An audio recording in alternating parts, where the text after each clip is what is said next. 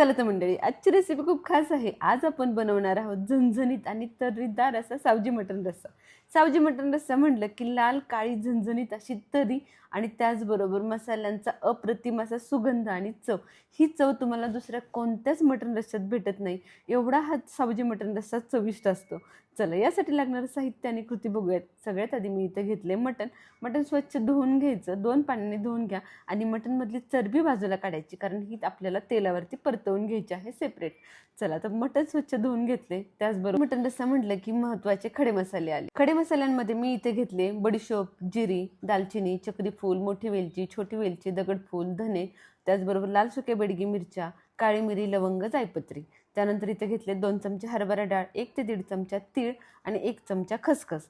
त्यानंतर सुकं खोबरं आणि कांदा घेतला, एक मोठ्या आकाराचा कांदा घेतलाय आणि त्यानंतर एक अर्धी वाटी, अर्धीपेक्षा थोडीशी कमी लहान वाटी खोबरं घेतले. आता या दोन्ही गोष्टी आपण तेल लावून गॅसवरती डायरेक्ट भाजणार आहोत आणि बाकीच्या सगळ्या गोष्टी पॅनमध्ये भाजणार आहोत. आता ह्या सगळ्या गोष्टी मसाल्याच्या भाजायला घेण्याआधी आपण मटण शिजायला घालूयात. सावजी मटण रस्सा ही रेसिपी जरी अगदी लेंदी वाटणारी असली तरी तुम्ही अगदी प्लॅनिंगनी केली ना तर झटपट होते. मटण शिजेपर्यंत तुमची मसाल्याची तयारी होते आणि अगदी अर्ध्या तासाच्या आत तुम्ही हा सावजी मटण रस्सा बनवू शकता. चला, तर मटण शिजायला घालण्याआधी तेलावरती काही बेसिक खडे मसाल्यांची फोडणी घालून घ्यायची. लवंग, मिरी, दालचिनी, मोठी वेलची, त्याचबरोबर जिरे, त्यावरती एक मोठा बारीक चिरलेला कांदा घालून घ्यायचा. एक मोठ्या आकाराचा कांदा घेतला. जर तुम्ही लहान कांदे घेणार असेल तर 2 घ्या. कांदा छान गुलाबी रंगावर परतला गेला की यामध्ये आलं लसूण पेस्ट आणि हिरवी पुदिना पेस्ट घालून घ्यायची. पुदिना, कोथिंबीर, हिरवी मिरची, आलं लसूण एकत्र वाटून त्याची पेस्ट तयार करून घ्या आणि ती या फोडणीमध्ये घाला, आवर्जून घाला, कारण या हिरव्या पेस्टमुळे ना आपल्या आळणी रश्श्याला चव आणि रंग खूप छान येतो. त्यामुळे आपला पुढचा जो आपण सावजी मटण रस्स्याचा रंग जो येणार आहे ना तो सुद्धा मेंटेन राहतो. त्यानंतर घालायची हळद, 1 ते अर्धा चमचा हळद आणि 1 मोठा चमचा मटण मसाला घालून घेतलाय. सगळे मसाले कांद्यामध्ये आणि आलं लसूण हिरव्या मिरचीच्या पेस्टमध्ये परतले गेले की त्यानंतर ही जी चरबी आपण बाजूला ठेवली होती ना ती घालायची आणि ती सुद्धा कांद्याबरोबर या तेलावरती 2 मिनटं फ्राय करून घ्यायची. यामुळे तेल तर त्या चरबीला सुटतंच, परंतु तेलावरती नंतर मटण झाल्यानंतर रश्श्यावरती ही चरबी छान वर तरंगते. आता यामध्ये हे मटण घालून घ्यायचं. मटण आपण अगोदर मॅरिनेट करून ठेवलं नव्हतं, डायरेक्ट आपण फोडणीमध्ये घालून घेतले. त्यानंतर मीठ आणि कोथिंबीर घालायची. साधारण मोठे 3 ते 4 चमचे मीठ घालून घेतले. भरपूर अशी कोथिंबीर घालायची आणि हाय फ्लेमवरती मटण छानपैकी परतवून घ्यायचं. जेवढं तुम्ही हाय फ्लेमवर मटण छान परतवून घ्याल ना तेवढी मटणाची टेस्ट वाढणार आहे. यामुळे तुमचा आळणी रस्सा खूप जास्त चविष्ट होतो. हाय फ्लेमवर परतत असतानाच 2 मिनटं याला वाफही द्यायची. वाफ दिल्यामुळे मटण छान वाफरलं जातं, त्याला अंगचं पाणी आणि तेलही सुटतं. त्यामुळे मटण शिजायला अगदी कमीत कमी वेळ लागतो.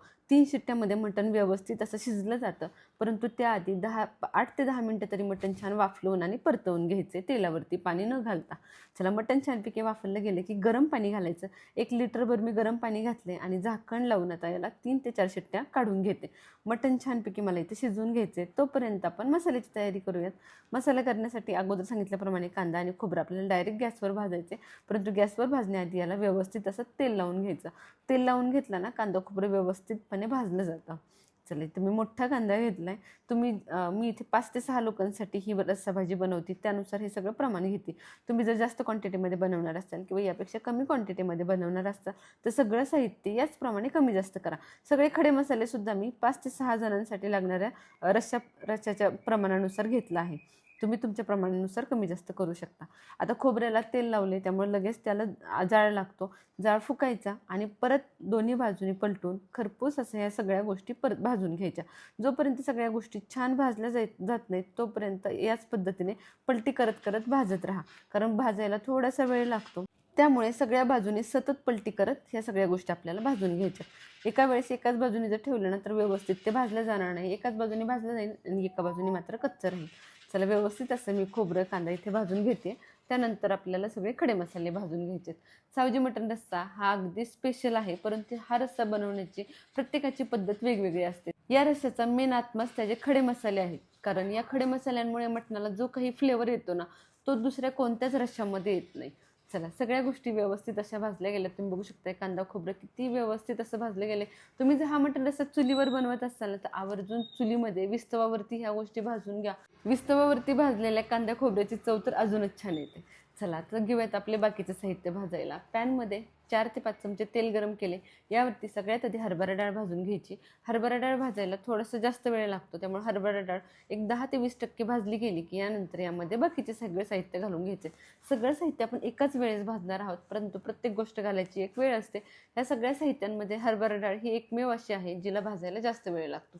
अगोदर ती तेलावर थोडीशी भाजली गेली ना, नंतर या सगळ्या खडे मसाल्यांबरोबर ती व्यवस्थित अशी भाजली जाते.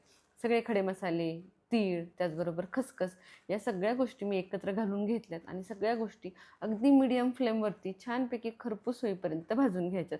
हे सगळं साहित्य भाजताना अगदी टेम्परेचर लो ठेवा. गॅसवर वापरत असाल तर अगदी लो फ्लेमवरती भाजा, कारण जेवढं तुम्ही हे सगळ्या गोष्टी लो फ्लेमवर भाजाल ना, तेवढा याचा फ्लेवर जास्त इन्हान्स होणार आहे आणि मटण रश्श्याला तुमच्या चव तेवढीच भारी येणार आहे.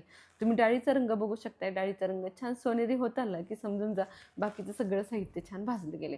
आता यानंतर यामध्ये घालायचं 2 ते 3 चमचे ज्वारीचं पीठ. ज्वारीचं पीठ घातल्यामुळे रश्श्याला चव छान येते आणि सावजी मटण रश्श्यामध्ये आवर्जून ज्वारीचं किंवा तांदूळ भाजताना घातले जातात. यामुळे रश्श्याची कन्सिस्टन्सी अगदी घट्टसर अशी राहते आणि चवही छान येते. ज्वारीचं पीठ घातल्यानंतर सुद्धा एक 3 ते 4 मिनटं छान भाजून घ्यायचे. ज्वारीचं पीठ अजिबातही कच्चं राहता कामा नये, कारण याचा उपयोग आपल्याला टेस्ट वाढवायला तर होणारच आहे, परंतु भाजीला घट्टपणा यायला सुद्धा होणार आहे. त्यामुळे ज्वारीचं पीठ व्यवस्थितपणे भाजून घ्यायचं. सगळं साहित्य छान भाजून थंड करून घ्यायचं आणि त्यानंतर मिक्सरला वाटून घ्यायचं. आता हे सगळं ड्राय साहित्य आहे, त्यामुळे अगोदर मी ते वाटून घेते. या एकाच वेळेस जर तुम्ही कांदा, खोबरं, आलं, लसूण सगळं यात घातलं तर व्यवस्थित वाटलं जात नाही. त्यामुळे जे काही ड्राय साहित्य आहे ते अगोदर वाटून घ्या. छान दरदरीत असं वाटलं जातं. आता यामध्ये खोबरं आणि आलं, लसूण घालायचं आणि तेही वाटून घ्यायचं. भाजलेलं खोबरं मी सगळे तुकडे करून घेतलेत. कांदासुद्धा चिरून घेतलाय, कारण मिक्सरमध्ये वाटताना ह्या सगळ्या गोष्टी बारीक व्हायला हव्यात. चला आता खोबरं, आलं, लसूण घालून घ्यायचं आणि मिक्सरला परत एकदा पाणी न घालताच अगोदर वाटून घेते, कारण खोबरंसुद्धा ड्राय आहे, ते सुद्धा व्यवस्थित वाटलं गेलं पाहिजे. चला सगळ्या साहित्य छानपैकी वाटले गेले. आता यामध्ये कांदा आणि कोथिंबीर घालून घ्यायची आणि नंतर हे परत एकदा सगळं साहित्य पाणी घालून छानपैकी बारीक प्युरी करून घ्यायची. सगळं साहित्य तुम्ही बघू शकता किती व्यवस्थित असं वाटलं जाते. कोणतंही वाटण करताना जर तुम्ही स्टेप बाय स्टेप व्यवस्थित वाटण केलं ना, वाटण अगदी परफेक्ट असं वाटलं जातं. ज्या वेळेला तुम्ही ड्राय आणि सॉफ्ट साहित्य किंवा ओलं साहित्य एकाच वेळेस एकत्र वाटायला घालताना ते अजिबातही व्यवस्थित वाटलं जात नाही. त्यामुळे डाळी, खडे मसाले हे अगदी व्यवस्थित वाटलं जाणं खूप गरजेचं आहे, कारण डाळी आणि खडे मसाल्यांचा पूर्ण फ्लेवर आपल्याला हवा असतो आणि रस्सा ज्या वेळेला आपण खात असतो चपाती भाकरीबरोबर, त्यावेळेला कुठलंही त्या खडे मसाल्यांचं कचकच किंवा अगदी कण दाताखाली येतं कामा नये. त्यामुळे वाटताना मात्र सगळं साहित्य व्यवस्थित स्टेप बाय स्टेप वाटून घ्या. चला सगळं वाटण अगदी स्मूथ असं वाटलं गेले. इथं आपलं मटणही शिजले. तुम्हाला अगोदर सांगितल्याप्रमाणे मटण शिजेपर्यंत आपलं वाटण तयार होतं आणि अगदी झटपट असा हा टेस्टी सावजी मटण रस्सा आपल्याला खायलाही भेटतो. चला मटण व्यवस्थित असं शिजलं गेले. रस्सा आपला अफलातून असा झालाय. चला आता घेऊयात आपल्या झणझणीत अशा सावजी मटण रस्स्याची फोडणी करायला. यासाठी पॅनमध्ये तेल गरम केले. तेल थोडंसं जास्तीचं घाला, कारण तेलामुळे तरी भारी येणार आहे. तेल छानपैकी गरम झालं की 2 ते 3 तमालपत्र घालायची आणि यावरती हे केलेलं वाटण घालून घ्यायचं. आता या वाटणामध्ये मी हा सावजी मटण रस्सा आणि सुक्कासुद्धा बनवणार आहे. त्यामुळे जेवढं वाटण मला इथं रश्श्यासाठी हवं आहे, रस्सा छान दाटसर होण्यासाठी हवं आहे, तेवढं वाटण मी घालून घेतले. निम्म्यापेक्षा थोडंसं जास्तीचं वाटण मी रश्श्यासाठी घातले आणि निम्म्यापेक्षा थोडंसं कमी वाटण मी सुक्यासाठी ठेवले. चला मसाला छानपैकी इथे परतवून घ्यायचा. अगदी लो फ्लेमवरती मसाला छान तेल सुटेपर्यंत परतला गेला की त्यानंतर यामध्ये आपण हे ड्राय मसाले घालणार आहोत. आणि रस्सासुद्धा मी इथे काढून बाजूला ठेवलाय आणि आणि रस्स्यातले काही मटणचे पीसेस मी सुक्कं मटण करण्यासाठी बाजूला काढून ठेवले. वाटण अगदी छान असं आपलं इथं परतलं जाते. तुम्ही बघू शकताय तेल किती सुंदर असं हे आपल्या वाटणाला सुटले आणि कलरही अफलातून असा आलाय. खोबरं, कांदा भाजून घेतल्यामुळे ना तो काळपट रंग इथे आपल्याला लगेच बघायला मिळतोय. चला तर यामध्ये सगळे ड्राय मसाले घालायला घेऊयात. 1 चमचा लाल तिखट, 2 चमचे घरगुती काळं तिखट आणि त्यानंतर 1 चमचा मटण मसाला घालून घेतलाय. घरगुती काळं तिखट नसेल तर कांदा लसूण मसाला वापरू शकता. इथे मी आपलं वर्षभराचं साठवणीचं जे काळं तिखट असतं ना ते वापरते. त्यानंतर गरम मसालासुद्धा घालून घेतलाय, मटण मसाला. सगळे ड्राय मसाले छानपैकी मसाल्यामध्ये वाटणामध्ये परतवून घ्यायचे. आता या वाटणामध्ये 1 चमचाभर आणि रस्सा घालून घ्यायचा आणि परत एकदा हा मसाला परतवून घ्यायचा. आणि रस्सा घातल्यामुळे ना सगळा पॅनला लागलेला मसाला लगेच सहजपणे निघतो आणि मसाल्यामध्ये तेल सुटायला मदत होते. यामुळे तरी खूप छान येते. त्यामुळे कधीही वाटण परतत असताना आवर्जून पळीवर आणि रस्सा घाला, लगेच तेल सुटतं. मसाला तेल सुटेपर्यंत परतला गेला की 1 चमचाभर सगळ्यात शेवटी कसुरी मेथी हाताने छानपैकी चुरून घाला आणि कसुरी मेथी घातल्यानंतर परत एकदा वाटण छानपैकी मिक्स करून घ्या. आता यामध्ये घालून घ्यायचा हा आणि रस्सा व्यवस्थित असा मिक्स करून घ्यायचा आहे. तुम्ही बघू शकता वाटणाला किती सुंदर अशी तरी सुटली आहे आणि रंगही अफलातून असा आलाय. बघूनच तोंडाला पाणी सुटेल असा हा मटण रस्सा आत्ताच तयार झालाय. अगदी घरभर याचा वास पसरला होता, कारण हे सगळे खडे मसाले आहेत ना, ह्याची जादूच काही वेगळी आहे. ह्या सगळ्या खडे मसाल्यांचं कॉम्बिनेशन अगदी भन्नाट असं या रश्श्याला लागतं. आणि रस्सा घालून झाल्यानंतर तुम्हाला रस्स्याची क्वांटिटी किती हवी त्यानुसार तुम्ही गरम पाणी घालून रस्सा ॲडजस्ट करून घ्या. वरून कोथिंबीर आणि चवीप्रमाणे मीठ घाला. आणि रश्श्यामध्ये मीठ घातलं होतं, पण नंतर मी थोडंसं गरम पाणी घातल्यामुळे मीठ थोडंसं ॲडजस्ट करण्यापुरतं घालून घेतलं. हा रस्सा खूप जास्त पातळ नसतो, थोडासा दाटसरच असतो, त्यामुळे मी हा रस्सा खूप जास्त पातळही बनवत नाही आहे. अतिशय अफलातून असा मटण रस्सा तयार होतो. आता सगळ्यात शेवटची टिप म्हणजे सगळ्यात महत्त्वाचा, हा रस्सा किमान 7 ते 8 मिनटं तरी उकळून घ्या. जेवढा हा रस्सा उकळला जाईल ना, तेवढा याचा फ्लेवर जास्त वाढत जाणार आहे. कारण जेवढा रस्सा आपला उकळला जातो ना, तेवढे सगळे मसाले आणि रस्सा एकजीव असा होतो आणि तेवढ्या मसाल्यांचा फ्लेवर या रश्श्यामध्ये एकजीव असा होत जातो. चला, सुंदर असा आपला मटण रस्सा तयार झाला आहे. मी 7 ते 8 मिनटं छानपैकी हा रस्सा उकळवून घेते. अगदी लो फ्लेमवरती उकळवता. सगळ्यात महत्त्वाची टिप, रस्सा उकळवताना कधीही हाय फ्लेमवरती किंवा मीडियम फ्लेमवर न उकळवता अगदी लो फ्लेमवरती जेवढा शक्य होईल तेवढ्या कमी आचेवरती उकळवा. आपल्याला नेहमी चुलीवरच्या मटण रस्स्याचा फ्लेवर खूप आवडतो, चव खूप आवडते, कारण चुलीवरचा मटण रस्सा हा अगदी कमी आचेवरती उकळत राहतो, विस्तवावरती उकळत राहतो, त्यामुळे त्याची चव भन्नाट अशी येते. अशाच पद्धतीने गॅसवर सुद्धा अगदी कमी आचेवर तुम्ही हा रस्सा उकळून घेऊ शकता. चला, झणझणीत आणि अगदी तर्रीदार असा हा मटण रस्सा आपला तयार झाला आहे. आता हा रस्सा बाजूला ठेवूयात आणि लगेच घेऊयात आपला मटण सुक्का बनवायला. बघूनच तुम्हाला कळत असेल ना, किती सुंदर असा हा मटण रस्सा झाला आहे, तरी तर अगदी भन्नाट अशी आली आहे. चला, आता मटण सुक्का बनवण्यासाठी पॅनमध्ये परत एकदा 5 ते 6 चमचे तेल गरम केले. त्यावरती हे वाटण घालून घ्यायचं. जे काही वाटण आपण रस्स्यासाठी वापरलं होतं, जे बाजूला ठेवलं होतं, तेच वाटण यामध्ये घालून घेतले आणि वाटण परत एकदा इथे सुद्धा मी तेल सुटेपर्यंत छान परतवून घेते. आणि रश्श्यामधले पीसेससुद्धा मी बाजूला काढून ठेवले होते.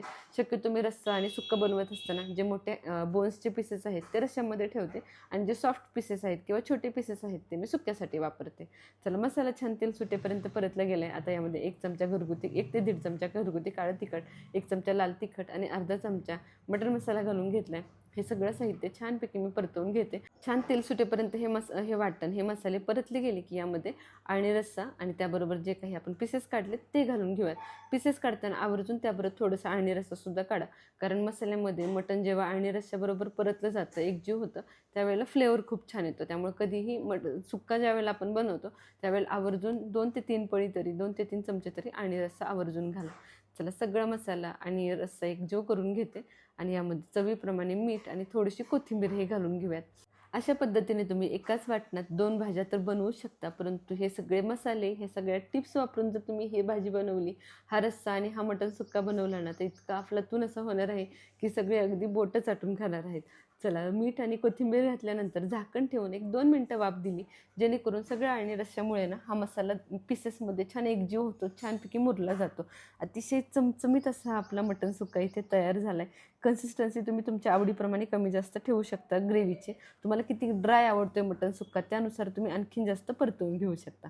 चला, दोन्ही भाज्या इथे तयार झाल्यात. गरमागरम इथे मी ज्वारीच्या भाकरीसुद्धा करून घेतल्यात. आता छान सर्विंग करून घेऊयात. झणझणीत असा हा मटण रस्सा छानपैकी ज्वारीच्या भाकरीवर घालून घेते आणि याबरोबर कांदा, लिंबू आणि हा मटण सुक्का. अप्रतिम असा हा आपला बेत झाला आहे. चला, तुम्हीसुद्धा ही रेसिपी एकदा नक्की ट्राय करून बघा. व्हिडिओमध्ये सांगितलेल्या सगळ्या टिप्स आणि ट्रिक्स आवर्जून फॉलो करा. सगळे खडे मसाल्यांचं प्रमाण जे काही सांगितलं आहे ते तुम्ही तुमच्या आवडीप्रमाणे कमी जास्त करू शकता, क्वांटिटीप्रमाणे कमी जास्त करू शकता. चला, या पद्धतीने हा मटण रस्सा नक्की करून बघा. कशी वाटली रेसिपी मला कमेंट सेक्शनमध्ये नक्की सांगा. रेसिपी आवडली असेल तर लगेच व्हिडिओला लाईक करा, बनवायची असेल तर सेव्ह करा, कोणाकडून बनवून घ्यायची असेल तर शेअर करा आणि अशाच खमंग, झणझणीत, चमचमीत रेसिपींसाठी आपल्या शुभज्योत रेसिपी चॅनलला सबस्क्राईब करायला विसरू नका. आणि हो, अजून आणखीन कोणती रेसिपी तुम्हाला माझ्याकडून बघायला आवडेल हे सुद्धा मला कमेंटमध्ये नक्की सांगा. आपण त्यासुद्धा रेसिपीज नक्कीच करूयात. तसेच इंस्टाग्राम आणि फेसबुकवरही आपल्या चॅनलला नक्की फॉलो करा. तिथेही दररोज नवनवीन रेसिपीज येत असतात. चला, भेटूया पुन्हा एकदा अशा झणझणीत आणि चमचमीत रेसिपीसोबत. धन्यवाद.